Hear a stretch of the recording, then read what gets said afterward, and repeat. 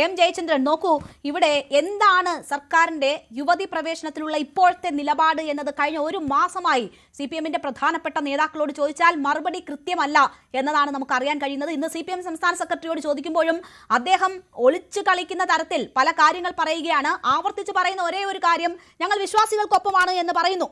മറ്റൊരു കാര്യം കൂടി അദ്ദേഹം ചൂണ്ടിക്കാട്ടി, അത് ഈ നിലവിലത്തെ സാഹചര്യങ്ങൾ പരിശോധിച്ചുകൊണ്ട് സർക്കാർ ഈ കാര്യത്തിൽ ഒരു നിലപാട് പറയും എന്നതാണ്. അങ്ങനെ സാഹചര്യം അനുസരിച്ച് നോക്കി നിലപാടെടുക്കേണ്ടുന്ന വിഷയമാണോ ഇത്?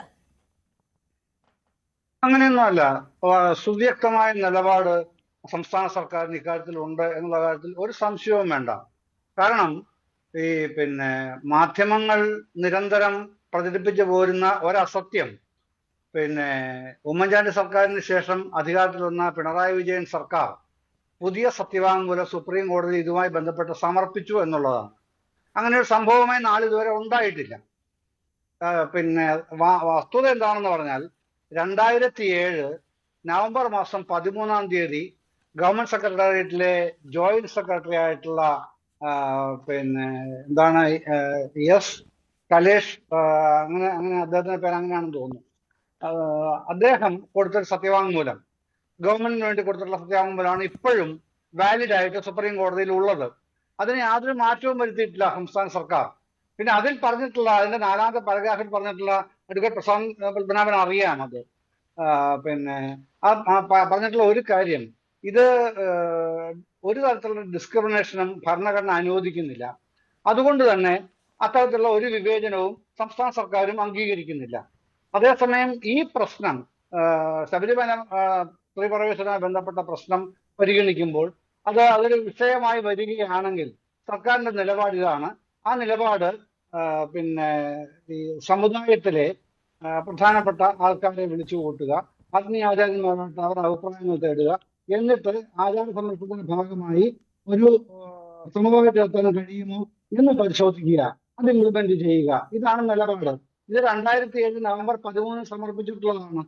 അതിനനുസൃതമായ കാര്യങ്ങൾ മുമ്പോട്ട് പോകവേ ആണ് 2018 സെപ്റ്റംബർ 28 സുപ്രീം കോടതി വിധി ഉണ്ടാകുന്നത്. അതോടുകൂടി എല്ലാം അപ്രസക്തമായി. പിന്നെ റൂൾ ഓഫ് ദ ലാൻഡ് എന്ന് പറയുന്നത് ഈ സുപ്രീം കോടതി വിധിയാണല്ലോ, എല്ലാ സംസ്ഥാന സർക്കാരുകൾക്കും ബാധകമായിട്ടുള്ള പരമോന്നത കോടതിയുടെ വിധിയാണ്. അതിനെതിരെയാണ് 19-20 പുനഃപരിശോധന ഹർജികൾ. ആ ഹർജികളാണ് കഴിഞ്ഞ മാസം സുപ്രീം കോടതി പരിഗണനയ്ക്കെടുത്തപ്പോൾ ഈ 14 മാർച്ച് 14 അഗ്രീഡ് പാർട്ടീസിന് അവരവരുടെ നിലപാടുകൾ പറയാനുള്ള അവസരം കൊടുക്കുന്നത്. ഇനി ഇത് വരുന്നത് ഏപ്രിൽ മാസത്തിലാണ്. ഏപ്രിൽ 2 ഫേസ് ആയിട്ടാണ് അത് വെച്ചിരിക്കുന്നത്. 2 ഘട്ടമായി വാദവും എതിർവാദവുമായിട്ട് ഉന്നയിക്കാനാണ് പറഞ്ഞേക്കുന്നത്. അത് എപ്പോഴാണ് വരിക? ഏതായാലും സംസ്ഥാന സർക്കാരിന്റെ നിലപാട് 2007 നവംബർ 13 വ്യക്തമാക്കി സമർപ്പിച്ച സുപ്രീം കോടതിയിൽ കൊടുത്തിട്ടുള്ള. തീർച്ചയായും അങ്ങനെ ഒരു ന്യായീകരണം ഇപ്പോൾ പറയുന്നുണ്ട്. 2007 പറഞ്ഞതിലേക്കുള്ള തിരിച്ചുപോക്കാണ് ഉണ്ടായിട്ടുള്ളതെന്നും. ന്യായീകരണം താങ്കളോട് ആര് പറഞ്ഞു? ന്യായീകരണം സുപ്രീം കോടതിയിൽ ജസ്റ്റിഫിക്കേഷൻ എന്ന് പറഞ്ഞാണോ സുപ്രീം കോടതി സത്യവാങ്മൂലം സമർപ്പിക്കുന്നത്? അങ്ങനൊന്നും പറയരുത്. ശ്രീ ജയചന്ദ്രൻ, ഞാൻ പറഞ്ഞു വന്നത് പൂർത്തിയാക്കിയില്ലല്ലോ.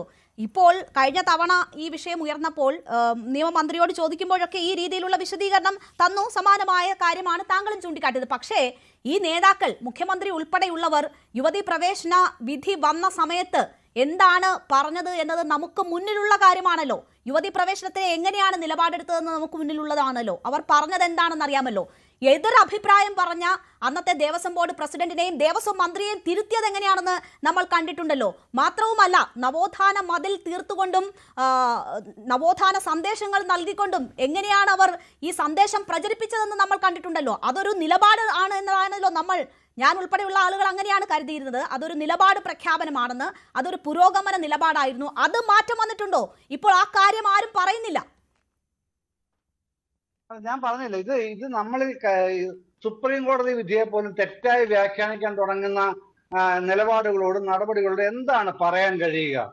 അതൊക്കെ അതിനെക്കുറിച്ചൊന്നും എനിക്കൊന്നും പറയാനേ ഇല്ല. കാരണം ഈ സുപ്രീം കോടതി വിധി ഒന്നെടുത്ത് ജസ്റ്റ് ഒന്ന് ഈ വിമർശിക്കുന്നവരോട് എനിക്കൊരു അപേക്ഷയുള്ളൂ, ജസ്റ്റ് ഒന്ന് എടുത്ത് വായിക്കുകയെങ്കിലും. നവോത്ഥാന മതിൽ തീർക്കേണ്ടതുണ്ടായിരുന്നു. കോടതി അങ്ങനെ ഒരു ഉത്തരവിട്ടോ? നിങ്ങൾ നവോത്ഥാന മതിൽ തീർക്കൂ എന്ന് ഉത്തരവിട്ടിട്ടാണോ നവോത്ഥാന മതിൽ കെട്ടിയത്? എന്തിനാണ് താങ്കൾ എന്റെ വായിലേക്ക് പുതിയ വഴികൾ തിരികെ കയറ്റുന്നത്? എനിക്ക് പറയാനുള്ള സ്വാതന്ത്ര്യം തരണ്ടേ? താങ്കളുടെ ചോദ്യത്തിന് മറുപടി പറയാനുള്ള അവകാശം എനിക്കുണ്ട്. അതെങ്കിലും ആദ്യം അംഗീകരിക്കണം. ഞാൻ മറുപടി പറയട്ടെന്ന്. ഇത് സുപ്രീം കോടതി പറഞ്ഞ എന്താണ്? സുപ്രീം കോടതി റൂൾ 3B റദ്ദാക്കി. എന്താണ് റൂൾ 3B? റൂൾ 3Bയിൽ എന്താണ് പറയുന്നത്? 1965 കേരള സർക്കാർ കൊണ്ടുവന്ന ഒരു ആക്ട് ഉണ്ട്. പിന്നെ ഈ 10 മുതൽ 50 വയസ്സ് വരെയുള്ള സ്ത്രീകളെ ശബരിമലയിൽ വിലക്കുന്ന Kerala Hindu public religious places of worship authorisation of entry rules. പിന്നെ അതാണ് റദ്ദാക്കിയത്. റൂൾ 3B റദ്ദാക്കി. അതാണ് ബേസിക് ആയിട്ട് നിൽക്കുന്ന ഇഷ്യൂ. അപ്പോഴാണ് മറ്റേ പുനഃപരിശോധന ഹർജികൾ 63 അങ്ങോട്ട് ചെല്ലുന്നത്. അതാണ് ഇനി പരിശോധിക്കാൻ പോകുന്നത്. ഇത് ഭരണഘടനാ കോടതിയാണെന്ന്, പരമോന്നത കോടതിയുടെ പ്രത്യേക ഭരണഘടന 9 അംഗ ഭരണഘടനാ ബെഞ്ച് അവരാണത് വ്യാഖ്യാനിച്ച് തീരുമാനം എടുക്കാൻ പോകുന്നത്. അവിടെ നിങ്ങൾ സർക്കാരിന്, രേണു എന്നോട് ചോദിക്കുന്ന ചോദ്യം ഈ നാളത്തെ കാര്യത്തിൽ എന്താണ് നിങ്ങളുടെ നിലപാടെന്നുള്ളതാണല്ലോ. ആ നിലപാട് പറഞ്ഞുകൊണ്ടിരുമ്പോൾ താങ്കൾ അവിടുന്ന് ചാടിപ്പോയി 2018 നിങ്ങൾ എന്തൊക്കെയാണ് പറഞ്ഞത് നോക്കുന്നുണ്ടോ? ഇത് എന്ത് റിലവൻസ് ആണ് അതിനുള്ളത്? നാളത്തെ കാര്യം ചോദിക്കുമ്പോൾ അതാണ് ഞാൻ പറയുന്നത് മറുപടി. പക്ഷെ താങ്കൾ വീണ്ടും 18ലേക്ക് ചാടിപ്പോവുകയാണ് ചെയ്യുന്നത്. കഴിയില്ല. അത് സുപ്രീം കോടതി നിലപാട് പിന്നെ പരമാവധി വ്യാഖ്യാനിച്ച് വെച്ചിട്ടുണ്ട്. അതിന്റെ അപ്പുറത്തേക്ക് ഇന്ന് പുനഃപരിശോധന ഹർജികൾ ആ കോടതി എടുക്കണമോ വേണ്ടയോ എന്ന് പോലും ഇനി ആലോചിക്കുന്ന സ്ഥിതിയിലാണ് നിൽക്കുന്നത്. അതാണ് സാധാരണഗതിയിൽ ഒന്ന് ആലോചിച്ച് നോക്കൂ. ഒരു പുനഃപരിശോധന ഹർജി സുപ്രീം കോടതി ചെന്നാൽ എന്താണ് സംഭവിക്കുന്നത്? അത് പിന്നെ വിധി പറഞ്ഞ ജഡ്ജിമാർ തന്നെ അത് കേൾക്കുന്നത്. അങ്ങനെയല്ലേ നാളിതുവരെയുള്ള എല്ലാ ചരിത്രങ്ങളും അങ്ങനെയല്ലേ? ഇത് പക്ഷെ അങ്ങനെയല്ല. ഇത് ഭരണഘടനാ കോടതിക്ക് മാറ്റി 5 അംഗ ബെഞ്ച് 7 അംഗ ബെഞ്ചായി, 7 അംഗ ബെഞ്ച് 9 അംഗ ബെഞ്ചായി.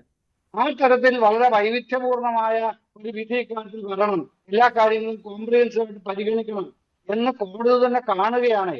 അപ്പൊ ഇത് ശബരിമലയെ മാത്രമായിട്ട് ബാധിക്കാൻ പോകുന്ന കേസല്ല. ഭാവിയിൽ ഇന്ത്യയിൽ എവിടെ വരാൻ പോകുന്ന കേസുകൾക്കും ഇതായിരിക്കും അടിസ്ഥാന വിധിയായിട്ട് വരിക. അത്തരത്തിലുള്ള ഇമ്പോർട്ടൻസ് ഉള്ള ഒരു കോടതി വിധിയാണ്. അതിനെക്കുറിച്ചാണ് നമ്മൾ വളരെ നിസ്സാരമായി ചർച്ച ചെയ്യാൻ അങ്ങനെ ചെയ്യാൻ കഴിയില്ല കേട്ടോ. വളരെ ഗൗരവപ്പെട്ട ഒരു അർത്ഥമാണിത്. ശരി, അത്രയും ഗൗരവപ്പെട്ട വിഷയമാണ്. വിശാല ബെഞ്ച് പരിശോധിക്കുകയാണ് ഈ വിഷയങ്ങൾ. ഇത് ശബരിമലയെ മാത്രം ബാധിക്കുന്നതായിരിക്കില്ല. രാജ്യത്തിന്റെ മുന്നോട്ടുള്ള പോക്കിൽ വളരെ നിർണായകമാകും ഇത് എന്ന കാര്യത്തിലൊന്നും എനിക്ക് ഒരു സംശയവുമില്ല. പക്ഷേ ഉറച്ച നിലപാടുകൾ പറഞ്ഞവർക്ക് ഇപ്പോൾ എന്തുകൊണ്ട് അത് പറയാൻ പറ്റുന്നില്ല എന്ന ചോദ്യമാണ് ഞാൻ ചോദിച്ചത്. ഈ വിഷയത്തിൽ CPM ചർച്ചയ്ക്കൊരു പ്രതിനിധിയെ പോലും അയക്കാത്ത സാഹചര്യമുണ്ട്. ആ സാഹചര്യത്തിലാണ് ശ്രീ M ജയചന്ദ്രൻ CPM സഹയാത്രികൻ നമുക്കൊപ്പം ചേരുന്നതും എന്നതുകൂടി ഞാൻ പ്രേക്ഷകരെ ഓർമ്മിപ്പിക്കുകയാണ്. CPMന് പറയാൻ നിലപാടുണ്ടെങ്കിൽ അവർ അങ്ങനത്തെയുള്ള ചർച്ചകളിൽ ഒരു പ്രതിനിധിയെ അയക്കാറാണ് സാധാരണ ചെയ്യുക. ഇന്ന് അങ്ങനെ ഒരു പ്രതിനിധിയെ ഈ വിഷയത്തിൽ അയക്കുന്നില്ല എന്നവർ തീരുമാനിക്കുന്നത് തന്നെ അവർക്ക് കൃത്യമായ ഒരു നിലപാട് ഈ വിഷയത്തിൽ ഇല്ല എന്നതുകൊണ്ടായിരിക്കുമെന്നാണ് ഞാൻ കരുതുന്നത്. ഞാൻ താങ്കളിലേക്ക് തിരിച്ചെത്താം. എന്നെ കൂടെ ഒഴിവാക്കിയാൽ പോരായിരുന്നോ? താങ്കൾ എന്തിനാണ് വെറുതെ എന്നെ വിളിക്കാൻ തീരുമാനിച്ചത്? ഒരാവശ്യം ഉണ്ടായിരുന്നില്ല എന്നെ വിളിക്കാൻ. ഞാൻ CPM സഹയാത്രികനായാണ് താങ്കളെ വിളിച്ചത്. ഞാൻ ആ രീതിയിൽ തന്നെയാണ് താങ്കളോട് ചോദിക്കുന്നത്. ദയവായി താങ്കൾ തുടരുക. എന്നോട് ദേഷ്യം പിടിക്കണ്ട. കൂടുതൽ വാർത്തകൾക്ക് News 18 Keralam YouTube channel subscribe ചെയ്യുക.